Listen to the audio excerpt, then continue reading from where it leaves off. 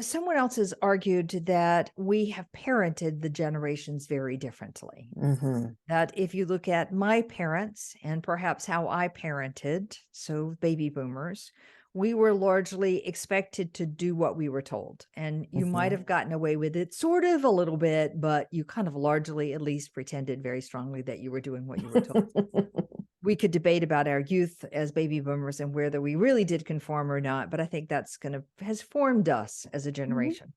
If you go to Gen X, they were parented as a way of saying, yes, you got to make it look more like you're doing what you're told, but they had more freedom because were the first latchkey kids who would sort of come home. And so it was a set of, here's what we kind of expect of you. Right. And Hmm. then as we come to millennials and Gen Zers, we have more partnered with them Hmm. or Hmm. asked what they're thinking, negotiated with them, I think, than we have in prior generations. At least that's the argument I've heard. Now, do you agree with that argument or you think it's different than that? And I do agree with it. I think about my own, family lineal heritage, and think about just as you've described it. That I am a Gen Xer, and I was a latchkey kid, and really was having to manage the world, traverse the world a lot by myself, and doing this without a cell phone, being on a bike, and having to come home and having to prepare my meals or warm up my meals that my mother, who was a nurse's assistant, had prepared for me before she went to work. Those things were expected. Here's what I need you to do. Here's how I need you to step up and be responsible. But a lot of autonomy and a need for that to make our lives work. You're right. Then I have a Gen Zer. I have a daughter. I just have the one, and really has been a conversation. My husband is interesting in that he grew up three generations to a household, so he got to see the whole bandwidth of that, and was really clear about the things he liked to bring forward from each of those generations as we were raising our daughter.